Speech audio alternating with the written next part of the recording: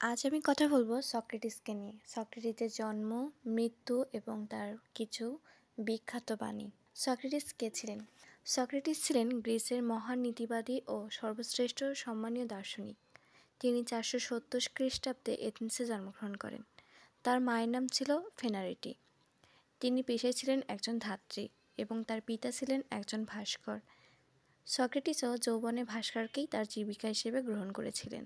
Socrates ছিলেন অদ্ভুত ও কিম্ভূত ধরনের চেহারার অধিকারী, এজন্য তাকে জিতেন্দ্রিয় মুক্ত পুরুষও বলা হতো। তিনি বুদ্ধিবৃত্তি ছাড়া অন্য কোনো বৃত্তির কাছে মাথা নত করেননি। তিনি কখনো কোনো বই লিখে যাননি। তার চিন্তা ছড়িয়েছে শিষ্যদের মুখে মুখে। তার কথার মূল ভিত্তি ছিল নিজেকে জানো। তিনি সত্য, ন্যায়, জ্ঞান এসব নিয়েই চিন্তা করেছেন।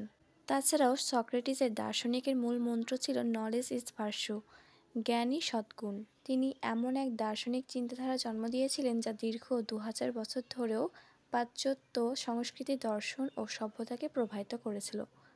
তার কোনো নির্দিষ্ট শিক্ষায়তন ছিল না। যেখানেই যাকে পেতেন তাকেই মৌলিক প্রশ্নগুলোর উত্তর বোঝানোর চেষ্টা করতেন। এটাকে বলা হতো সক্রেটিস মেথড। সক্রেটিসের মৃত্যু। সক্রেটিসের বিরুদ্ধে 2টি ভিত্তিহীন অভিযোগ দেওয়া হয়েছিল এবং তার কারণেই তাকে মৃত্যুদণ্ড দেওয়া হয়েছিল। ধর্ম অবমাননা ও তরুণদের পথভ্রষ্ট করার অভিযোগে তাকে মৃত্যুদণ্ড দেওয়া হয়। খ্রিস্টপূর্ব 399 সালে হেমলোক নামক এক প্রকার ভেষজ বিষ পান করিয়ে এথেন্সের কারাগারে সক্রেটিসের মৃত্যুদণ্ড কার্যরত হয়েছিল। সক্রেটিস নিজে কখনো কিছু লিখে যাননি।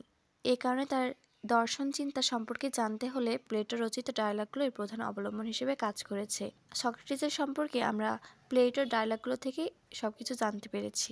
সক্রেটিসের মৃত্যুকালে প্লেটোর বয়স ছিল 28 বছর।